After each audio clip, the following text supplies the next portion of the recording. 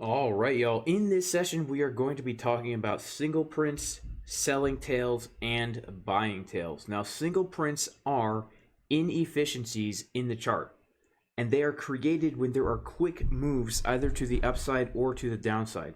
Now, you can only view these in TPO charts, but the one thing I really want to highlight is that when we have single prints, it's going to happen when we have a very large candle with a very quick move to the upside or to the downside. So if we come over to TradingView, we can see that we will know basically that there's probably going to be single prints here.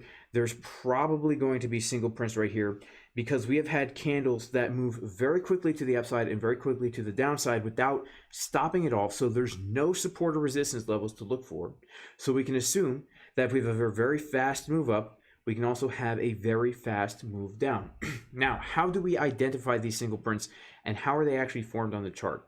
Now, this is a TPO thing. And essentially, guys, we learned this in the last session. But on a TPO chart, we are going to have our normal candlesticks, which we see here. Okay, we have our purple candlesticks that are bearish, our blue candlesticks that are bullish. And we have two profiles. The one on the right is going to be a volume profile, just like a typical volume profile. And then the profile on the left is a time profile.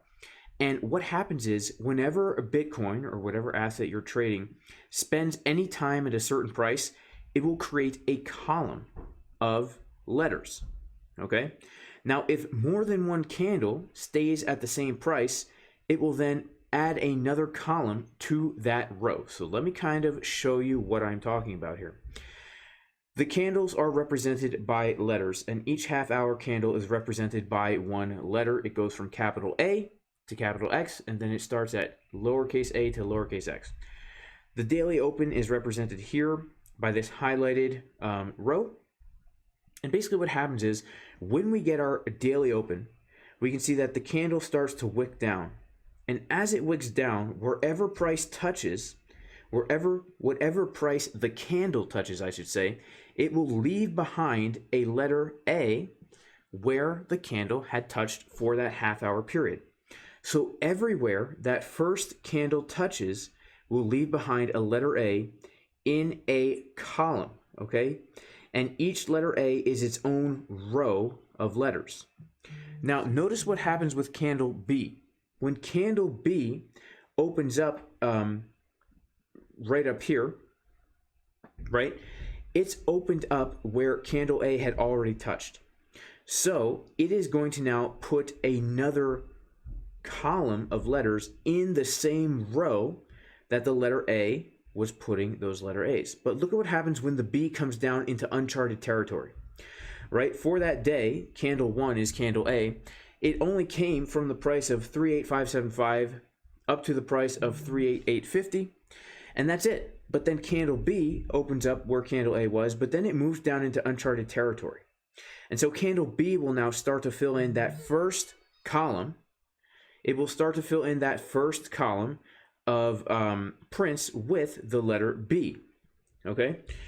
So basically what's happening is the more times, the more candles touch a certain price, the more columns there will be in that row. And the point of control of the time profile is the price where the most candles have touched, meaning that the price of Bitcoin has spent the most time at that price, okay? Now, what happens when we get a very fast move down and then price never comes back to touch that price again? We get a single row of prints. So we can see right here, candle F for this day came down very, very quickly. And it was the only candle to ever touch the prices of 378.12 and 50 cents to 38162 and 50 cents. Now, if we zoom in here, ExoCharts will actually highlight for us where these single prints are, and it will tell us the exact prices, okay? 38712 and 50 cents to 38162 and 50 cents. Now, next to where it says SP and it gives you the price, it will have a number in parentheses. This is the number of rows of single prints. So if we were to count up these lowercase f's that are in a row all by themselves, we would get 15. 1, 2, 3, 4, 5, 6, 7, 8, 9, 10, 11, 12, 13, 14, 15 letter F's. We have 15 rows of single prints. Now, a lot of times people will just say we have a row of single prints from 37,812 to 38,162. So when people talk about this, they're not technically being correct when they say we have a row of single prints. Really, we have 15 rows of single prints, right? Because we have 15 rows and there's one print per row. Okay, so, but most people will say, yeah, we have a row of single prints here that needs to be filled. Now, there are very important places about these single prints that we need to keep in mind, which is this. If we form a row of single prints, okay, these are going to give us very important levels of support and resistance. And so what I like to do is I actually like to mark these on my chart. So if I know that we have a row of single prints that begins at 37812 to 38162, I will actually come over to TradingView and mark these levels of single prints on my chart, okay? Now, I don't really know, I'm back in history for the sake of example for this session, but let's say I know that I have a row of single prints that begins down here and ends up here from the drop last night. I will say right here, SPs begin, and then I will have a second line up here that says single prints are filled, okay? And this will basically let me know that they're there. Why is this important? Because if we see price come up to a row of single prints, we can expect an initial reaction from that. And then if price starts to trade inside the single prints, then we can expect them to be filled. All right, they will almost act like a magnet. Price wants to fill that inefficiency. It wants to fill that row of single prints. And once we fill it, then we can look for a reaction after it has been filled. Okay, so single prints have a top and a bottom. It doesn't matter which side of the single prints price is trading. Okay, in other words, it doesn't matter if price has pumped up and we have single prints below us, right? Because we formed single prints on the way up here, right? We had some single prints that were like right here, okay, on the way up. And then we also had some single prints right here. And basically what happened is price came down and filled the first row of single prints, got a little reaction, and then it filled the second row of single prints, right? It doesn't matter if the single prints are below us or above us at all, okay? It doesn't matter if they're below us or above us. The only important thing is that when you approach the beginning, okay, of single prints, you expect a reaction at the first touch of them. And then if you start trading inside the single prints, then you expect them to get filled and have a reaction at the top or the bottom. So again, just to reiterate what I said right here, if we have single prints above us, we would look to use this as a resistance. We look for a reaction right here. And then once price comes inside the single prints, okay, it's best if we wait for those single prints to be filled and then look for a reaction once we fill that entire row of single prints. And if price is trading, let's say that single prints begin here and single prints end here, right? They'll be filled down here.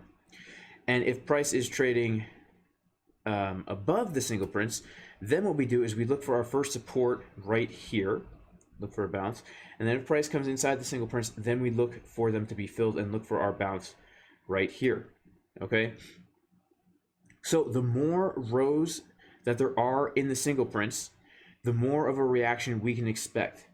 And I typically will only consider single prints that have at least 5 rows, typically more. Okay, so when we come over to ExoCharts, this has 15 rows. And so we would, you consider this a real row of single prints. Now watch the way price will react to these, okay? We put in our row of single prints on February 1st, okay? Now, later on, we can see that when we come up to these single prints, right? Look what happens on February 3rd, okay? We have this move down, and then we have a ranging day. Then when we break out of that range, look at what happens. We literally wick right up. And first of all, look what happens here, okay? We have the single prints beginning at 3, 7, 8, 12, and 50 cents. We wick right up to 3, 7, 8, 12, and 50 cents right here. And that candle immediately wicks down, okay? that candle immediately wicks down right here. This purple candle has come up to the row of single prints and immediately wicks down. So we got our initial reaction from those single prints. It might be a little bit difficult to see, but now you can probably see a little bit better that, whoa. Sorry guys, EXO is a little bit sloppy. We can see that when the candle wicks up to this row of single prints right here, it comes down. Now look what happens when that row of single prints is filled. We fill that row of single prints and then we get a reaction downward, okay? This is what we are going to be looking for, okay? And then we can see we have another row of single prints right here. And so we would be looking for a reaction from these single prints, okay? And we don't always get a reaction.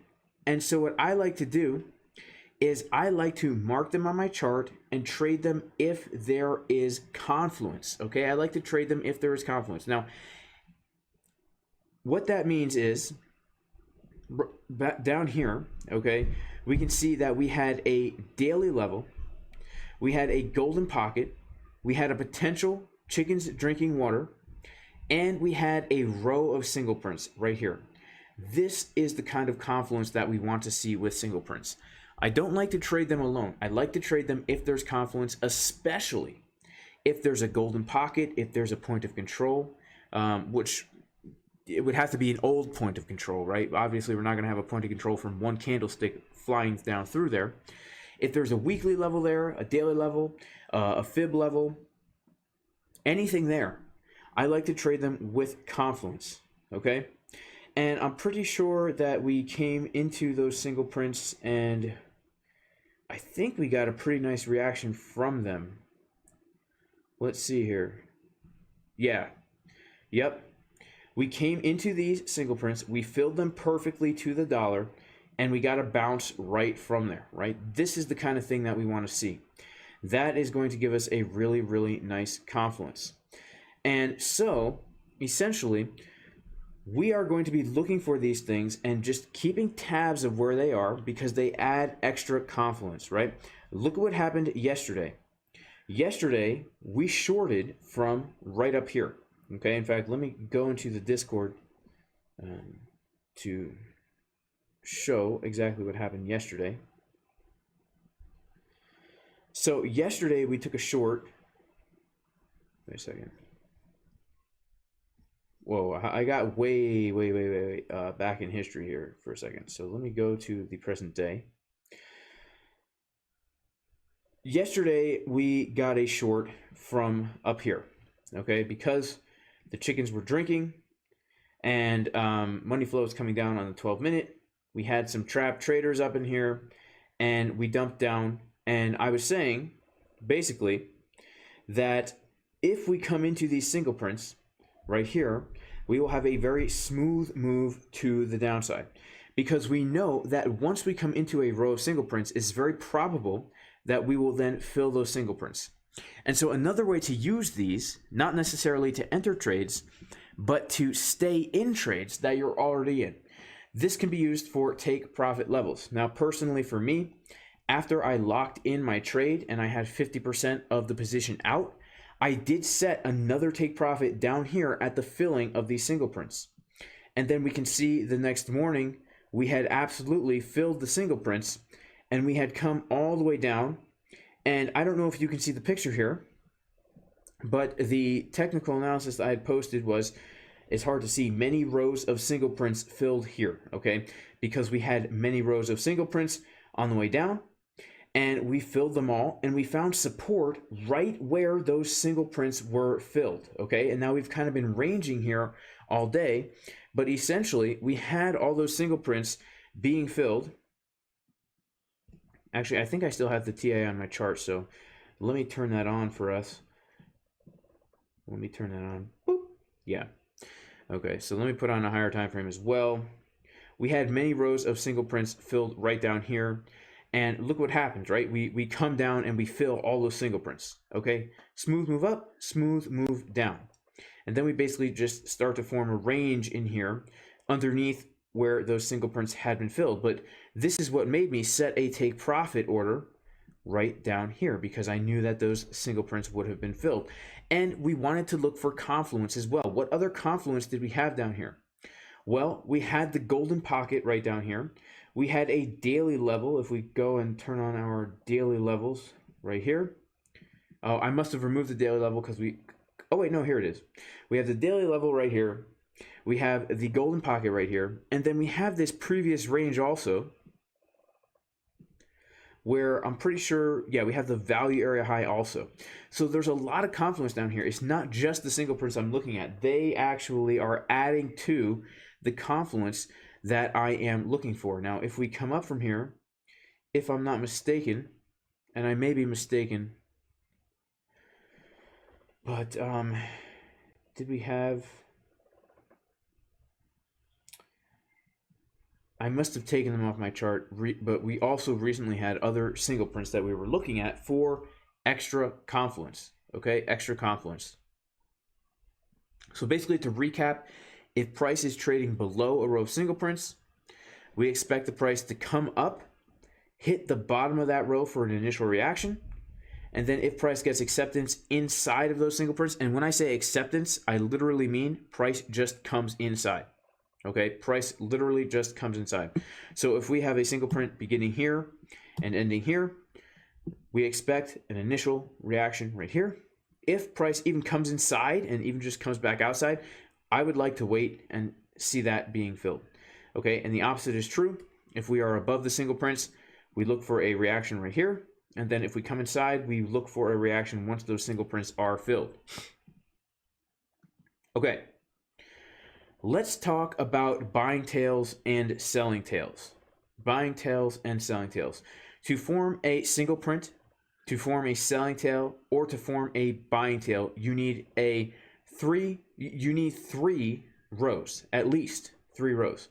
And obviously, the more single prints there are, the larger or the stronger that level. So we can see here that we have little single prints here of 8, right? But we would look more to this 25 for a real reaction, right? Unless we had a lot of other confluence here, I would be more interested in trading this this row of single prints here, okay? So what is a buying tail and a selling tail? You will notice that when price comes to the top of a balance, it will oftentimes form single prints at the bottom or at the top. If it's at the top, this is called a selling tail. If it's at the bottom, that is called a buying tail. Why? Because price came down low and there was a quick buy up at the bottom. Why is it called a selling tail? Because price came up high and there was a quick sell off at the top. Okay? Now, these are actually very important because they can tell us a lot about what the intention of larger players are in the market. Okay? These are basically single prints created at the top or the bottom of a candle, of a balance. And if you see a selling tail form at the top, and you can see them form very quickly, that usually is a sign that we're not going to break out. Okay, selling tails and buying tails are super common. We cannot treat them exactly as single prints because a lot of times they don't really get filled the way single prints get filled. Okay, they're in a class of their own, but they're still technically single prints. Okay, we can see right here we have 3. This is our selling tail. Down here we have 12. This is our buying tail. When you see a buying tail or a selling tail, it means that there are larger traders who have stepped into the market to keep price from leaving that range. Okay, it means there are large players who are filling large orders at the high or at the low of the balance, and it's keeping price inside this range. Okay, now we see them all the time. It's more rare that we don't see one. Now, when we don't see a buying tail or a selling tail, for example, right here, we can see yesterday, we don't have a selling tail at the top of the balance, right? We only have one row of single prints, and it has to be at least 3. What is that? When you don't see a buying tail or a selling tail, it's known as a poor high or a poor low. Why is it known as a poor high or a poor low? because there wasn't the big money up there to defend that level and push the price downward. Or at the same time, a poor low means there was not that big money down there to push the price back up. Okay? A lot of people are confused. Why is it called a poor high? Why is it called a poor low? A good way to remember it is because buying tails and selling tails are created when the big money steps in to keep the price in the range. If the big money is not there, then it will be a poor high because the big money was not there. And even if we come back into the range, we need to take note of these poor highs and poor lows. Okay, and the reason is because if a day, for example, we can see that this picture here, we don't have a buying tail, right? We only have 2 rows of single prints down here, not considered a buying tail. It's considered a poor low. And when you see a poor low or a poor high, you can think of it as there being unfinished business at that level. That should be a key level to you. We will expect price to come back to that level and do one of 2 things. Either one, a CDW, a chicken's drinking water, also known as a swing failure pattern, or a break of that range, okay? So basically, you can see that yesterday, we did not have a selling tail at the high of this range. Let me refresh this so that I can show you a little bit better, because ExoCharts is so clunky. We did not have a selling tail up here. What this means to me is when price comes back up here, one of 2 things is going to happen. First of all, it's telling me there's unfinished business here. All right, there's unfinished business here. We don't have big players defending this high. So if price comes up here, it means one of 2 things is going to happen. Either there's going to be a fake out and we'll be able to trade the swing failure pattern when we take these highs, or there's going to be a massive move to the upside. Because there's not big money here trying to push the price back down lower, when we revisit that level, there's a very good chance that we will break out of this range. Now, if you notice on the TPO chart that we have many days in a row without a selling tail at the high of the balance, that is a very good sign that we are probably going to break out, okay? So let me see if I can, and the opposite is true for selling tails. If you see many days in a row where we don't form a selling tail, it usually means that we are going to break down. Now, this is not the most common thing in the world, so if it happens that we have like 2-3 days in a row without a selling tail, you can say, we're probably going to come lower, okay? Now, look, here's a good example. This day, we had no selling tail. The next day, when we come to that level, we break down and come a little bit lower. Okay, now it's not a hard and fast rule. We have to use other confluences, but this is just another tool in the toolbox. This is just another confluence that we can use to tell ourselves, okay, look at this, for example. We have 2 days in a row with no selling tail at the top of the balance. Okay, 2 days in a row with no selling tail at the top of the balance right here. You see? Day 1, no selling tail. Day 2, no selling tail. What happens when we come up above that level? Massive breakout. Massive breakout. It's because the big money was not here to defend this level. And so it's giving us a hint. First of all, it's telling us there's unfinished business here. And second of all, it's telling us that there's no big money to defend the level. Now, notice this. This is also important. The first day, we have no selling tail. The second day, we come up into that area where there was no selling tail, and we immediately get the swing failure pattern. Okay? The third day is when we break out. So when you see the poor high or the poor low, take note that it is there. Mark it down on your chart that there's a poor high here or a poor low here. Because if you see other confluences, if you see bearish divergences, if you see traders trapped at those levels when price is trying to break out or break down, you might have a good trade on your hands, okay? You can view a poor high or poor low as a sign that large traders aren't interested in aggressively pushing the price back down or up, okay? If you constantly see poor lows day after day, you can expect lower and short the rises because the larger traders have not come in. If there is no buying tail or selling tail, you expect that that high or low will be taken out either with a chicken's drinking water or for the move to continue with a follow through. to the side that does not have that buying tail or selling tail. So I did give some examples of this already, and I did mention the fact that I like to mark these levels of significance on my trading view chart.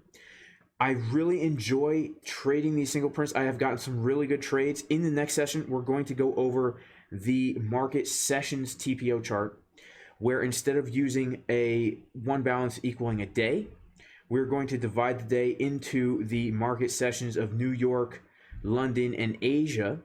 And these charts are very, very juicy when it comes to single prints and buying tails and selling tails, especially when it comes more for day trading. So stay tuned for that, and I'll see y'all in the next session.